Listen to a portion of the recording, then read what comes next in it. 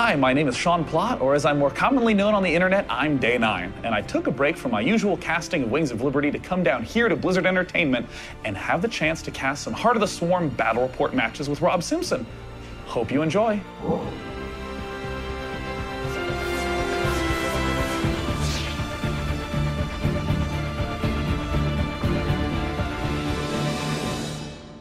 Hello, my name is Sean Day 9 Plott from Day 9 TV. And I'm Rob Simpson from Blizzard Entertainment, and you are just about to watch a very special battle report for Heart of the Swarm. Now, worth mentioning is that this build is a development build, so not all balance or units in the game are final. We'll still get to see all those new units kicking into action in the ZVP matchup here today, and especially all the differences between the old Wings of Liberty strategy and the brand new Heart of the Swarm strategy. Let's begin by introducing the map.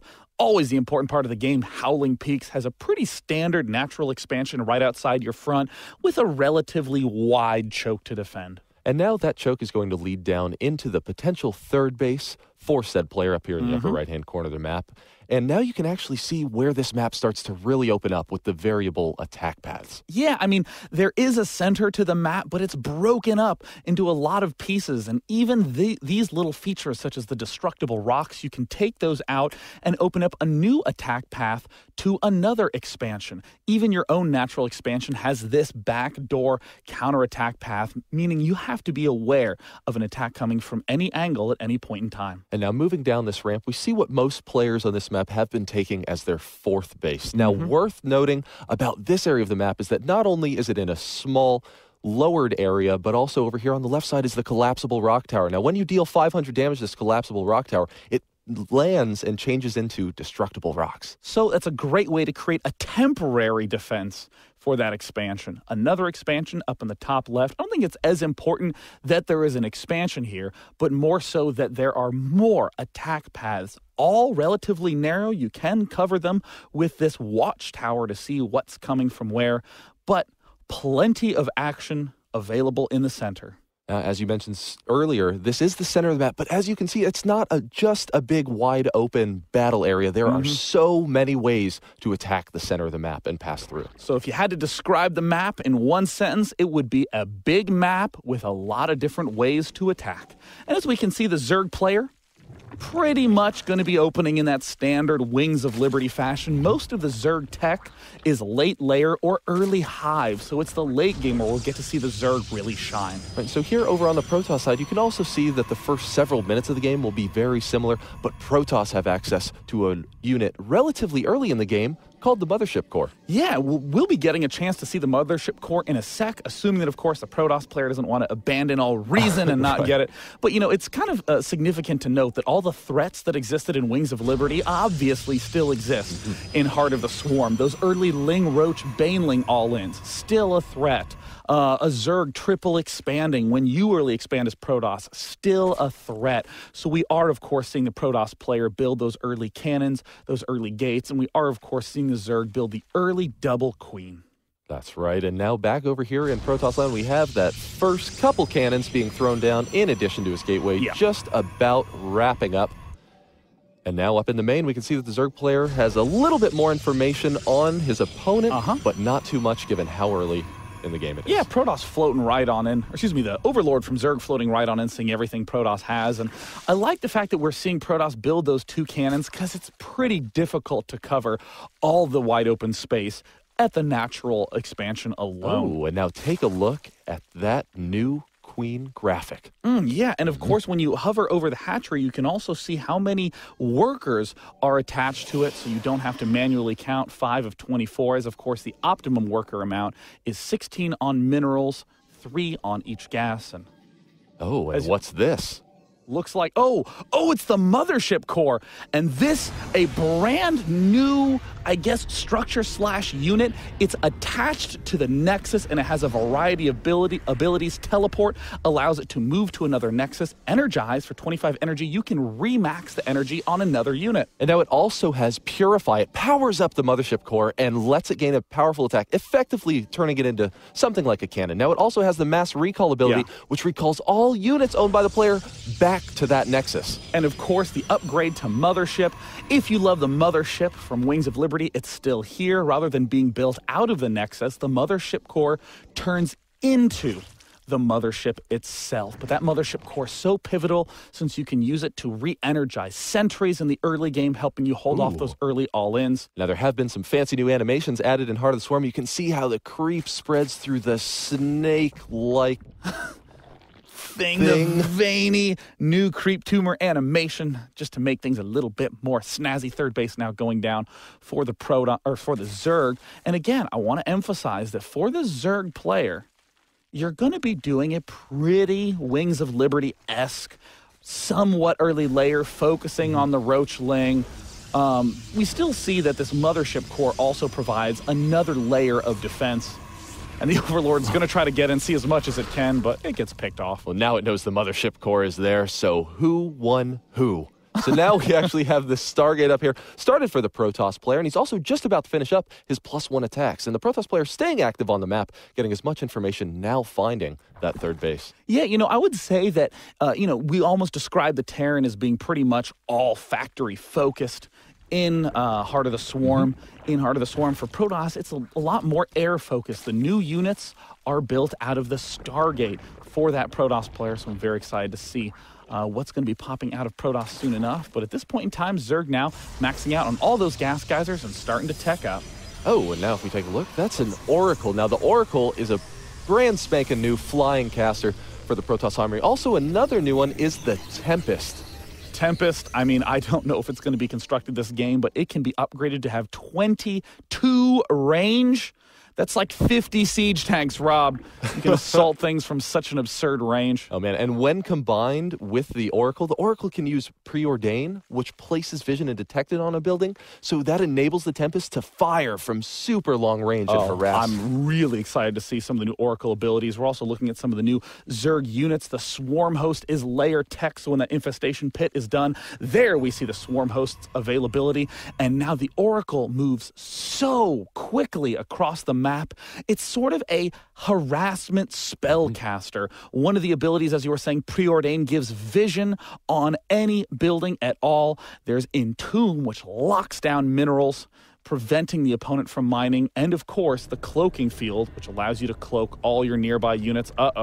Here comes Entomb. Oh, and he's got just enough energy to get in there, and you can see the Entomb go down. Now, Entomb is not permanent. As you can see, all of those mineral shields have HP, which means that you always need to be aware of your mining. That's true. It basically turns each mineral patch into a gingerbread house, and the little drones have to gobble it down, and they're finally starting to collapse. But an effective way to lock down all the Zerg mining. We see a second Oracle, very different from the typical Protoss harass of the Void Ray Phoenix, a very annoying way to shut down all the economy for Zerg. And there's another nice Entomb on the minerals. Now, as you can see, what's been a common response to the Oracle harassment is to lay down a couple of spine crawlers, because those spine crawlers will automatically attack the mineral shields, whereas your drones will not. So it looks like we are seeing those spine crawlers take it all down. Zerg finally going back to mining. Stalkers coming out. Of course, the core mix of Stalker Sentry, very common in the mid game. But that's all boosted by the fact that there is the Mothership core. You can add on tons of energy. If you were Zerg and were frustrated with force fields, don't worry, because now you can get those sentries back to max energy so you can face even more. We thought that would be important to you. That's right. We know just how much you love to face force fields. And so now we have the Protoss player getting up in here, playing a little bit of harass, taking down one of those spine crawlers, going in for a second one. We can see that the Zerg player really doesn't have a whole lot of answers to this. There's that lone queen out there, beautifully trying to fire away. But the Swarm Hosts have arrived, and those Locusts are closing in on the Protoss force. And they're the Locusts now, an extremely powerful siege unit, the Swarm Hosts are. We see some of those force fields thrown down, but those Locusts, extremely thin units, very much so like Zerglings in their size, can slip through any misplaced force fields with ease, and even though that expansion fell down, and pulls the recall out the units with the recall. That is the Mothership core in action. Now, the one thing to note about that mass recall, it might seem super powerful to rush into an expansion and then to retreat, but mass recall is 150 energy. It saps almost all the energy out of that Mothership core for another 3 minutes. So that's right. And not only that, to use. but you can only have one mothership core.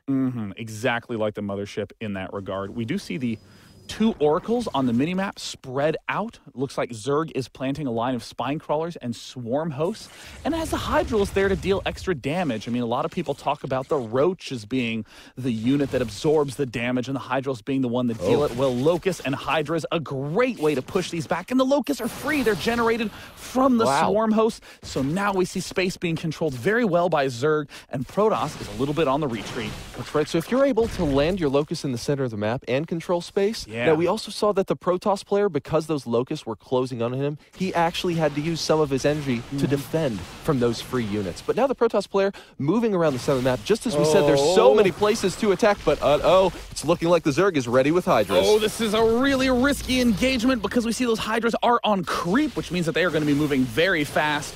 And we see a huge swath of those swarm host locusts popping out. The swarm host locusts take 25 seconds for another round to pop out. So it looks like for a brief period of time, the Protoss player will be able to retreat there. Those locusts now evaporating, but another round is coming soon, no doubt. Oh, man, and the Stalkers and Sentries are forced to completely abandon as the Protoss player now gets out there and establishes his 4th base. Now, amidst all the madness, we have seen that the Protoss player is pretty much up to 3 bases right about now, but now the Zerg is on the assault. Oh, it looks like the Swarm Host Hydralisk composition. He's going to have to wait for those Locusts to pop up so then he can attack in a wave. He's going to move forward with the Hydras, start to deal that damage, and he's going to retreat the instant that those Locusts pop out. We see the Locusts slowly evaporating, but this 4th base expansion attempt is likely to fall, and the Hydras, whoa, look how fast the Hydras are. That is the brand new Hive Tech speed upgrade for those Hydralisks. That's right. Those speedy Hydras enable them to engage from much better angles, much quicker. They can also get in and attack and pull out of the battle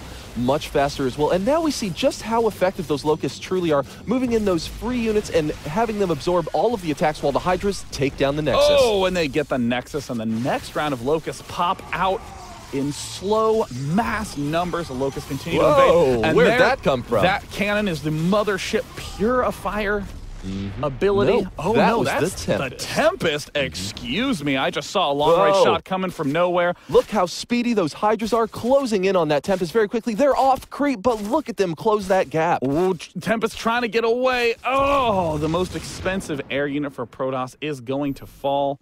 We see one Tempest is there, just slowly, quietly one-shotting, and there's the Preordained to get the bonus vision on that hatchery. Protoss can now see everything around that hatchery, is using a long-range Tempest to slowly pick off all the nearby buildings. Oh, man, and that Tempest is just so far out of reach for the Zerg player right now, but the Zerg doesn't care. He is on the move. Here we have all of those swarm hosts, Vipers, and Hydras moving around the right side of the map, getting ready to assault the Protoss player's 3rd. Viper, another flying spellcaster for Zerg, does have that abduct ability, the ability to grab one unit and bring it close. It does also have the ability to consume to get more energy. And now, not to be discounted, is the Blinding Cloud. It reduces ranged weapons to 1, and it only works on biological units. But now we have the Zerg player landing in those swarm hosts and starting to use those Locusts to lay waste to the Protoss 3rd. Oh, we do see that Oracle that was initially used for harassment now going to be able to cloak all those units. A great ability from the Oracle. The Oracle looks like Zerg does not have any detection. And tries to go for the abduct, accidentally whiffs the Oracle. We'll have to go for a second round in there and manages to pick it off. We do see that Mothership core has teleported to that bottom Nexus, may turn into the Purifier beam, and there it is, becoming a massive cannon.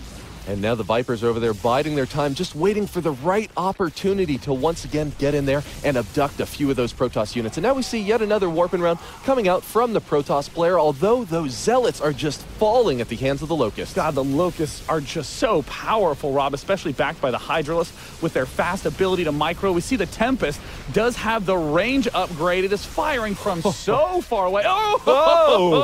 Abducting that Colossus. will try to go for the retreat. Oh, man, and the Speedy Hydras were trying to get in there, but they didn't want to risk the line of fire. Oh, but once again, are we going to be able to see that Colossus be finished off by those Hydralisks? Now, we have a bit more of the Stalkers and Zealots, but they're only fighting the free units. They still aren't eliminating the threat right now. The Tempests are now in position to focus down those Swarm Hosts.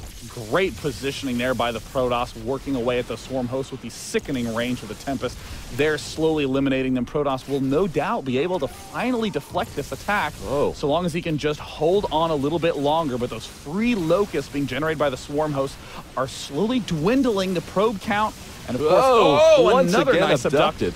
Very nice play from the Zerg player and getting in with those Locusts and those Hydras to follow up and finish off that Colossus. And now it's looking like the Zerg player almost has full control of this expansion. Oh gosh, right when the Swarm Host got cleaned out. The Hydralisk army just got a little bit too great. We even see 4 more Vipers in production to try to help with that abductability. Even abducting a Stalker, too, would be fantastic at this point in time as they are continuing to try to run. And there's the abduct on the Tempest.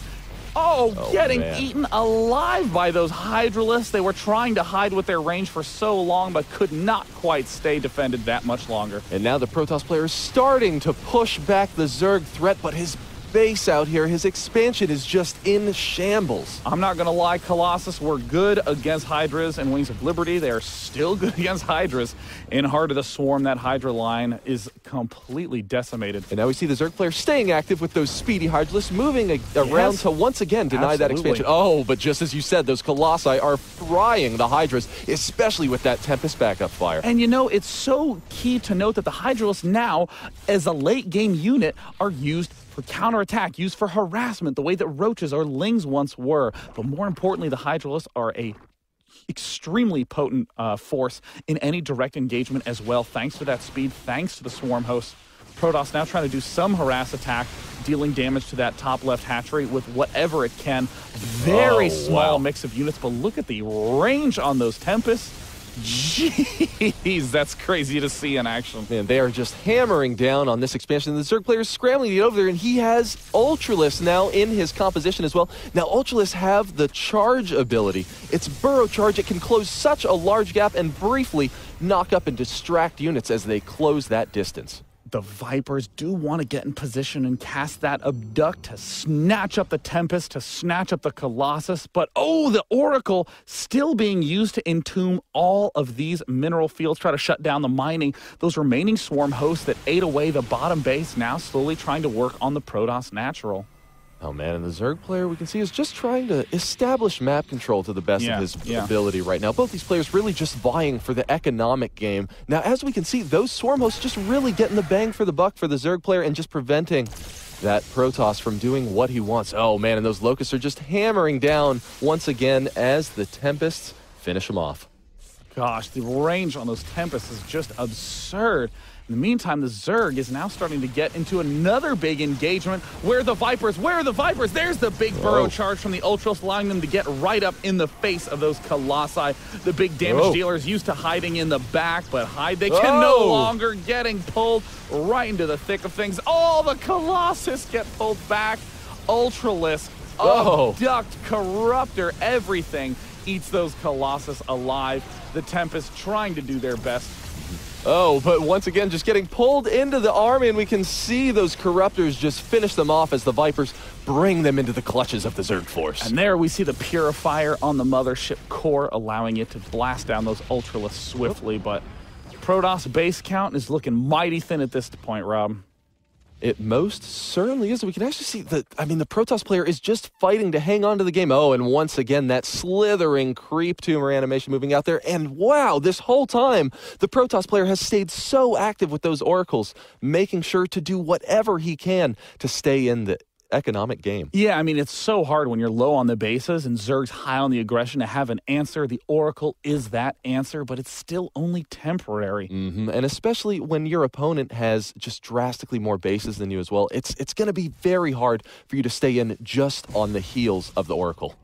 And at this point in time, the Zerg, with that really high gas count, could transition into some more infestors. Of course, the Broodlord's always an option, but that Hydra Abduct combo is much more well-suited for the mobile Zerg. And we're also seeing the Protoss, who's running a little bit low on cash himself, is starting to go for some gas-heavy units, trying to establish some kind of control in the center. And it looks like there is an engagement in the center as all the Hydralists rush up. Hydra's same speed on creep and off. Oh, wow. And now, once again, we have the Hydras again going to finish off that Nexus as we see a couple of Abducts pulling back the Colossi into the Zerg force, and the Corruptors are able to get in there and finish it off. And once again, another pull, just getting those Colossi a little bit out of position for the Corruptors to clean up. But the Protoss is pushing the Zerg back. Oh, was only able to do it for a little bit longer, but now the expansion falls. And Protoss is scrambling to try to get to the southern base to reestablish control of that. Might want to take out the collapsible rock tower. Zealots do engage against those building spine crawlers, but the double headbutt combo proves too strong for the Zealot. Does look like the Hydras take down the assimilator. The expansion is cleaned out.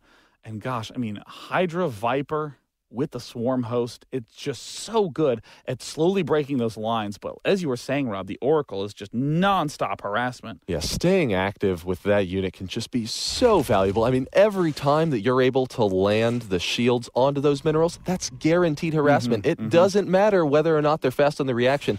It's still some small amount of mining time that they won't be able to access. And now the Hydra is starting to dart forward. It looks like there we do see the Mothership core is in Purifier mode, starting to deal massive damage to those Hydras, easily able to two-shot, but no, the Mothership core goes down. No Mothership energized, teleport, recall, none of it. Now the Protoss is desperately going for some sort of counterattack against the Zerg, who's looking surprisingly low on minerals.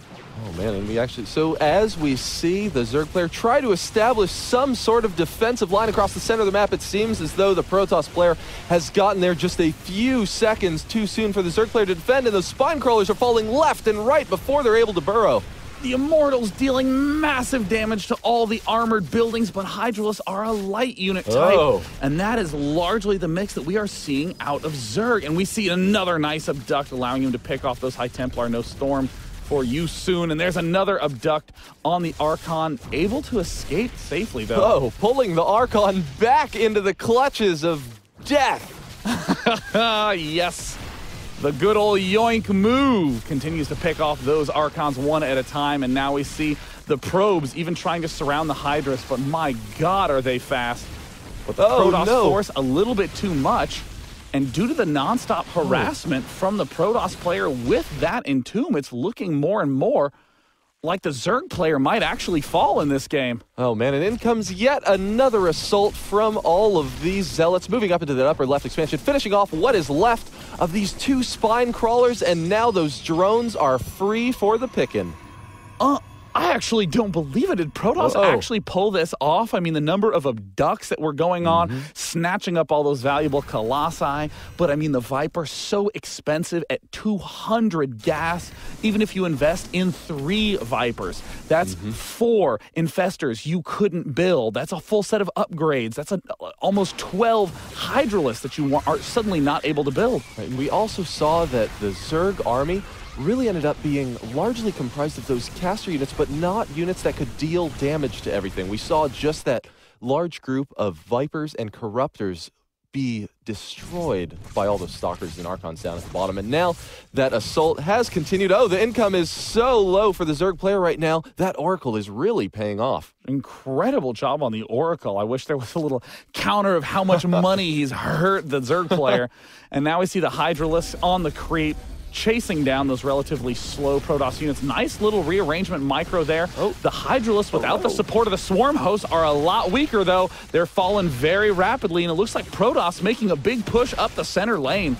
Oh, wow, and the Zerg player just doesn't have enough left to defend from this. We can see there's only 4 Hydralists back there, and now the Stalkers additionally are adding in, destroying this next. Oh, Zerg just had such an edge there in the mid-game with the Swarm host, the Vipers, the Hydras, so expensive, the good game, and Protoss is able to take an extremely, extremely close win.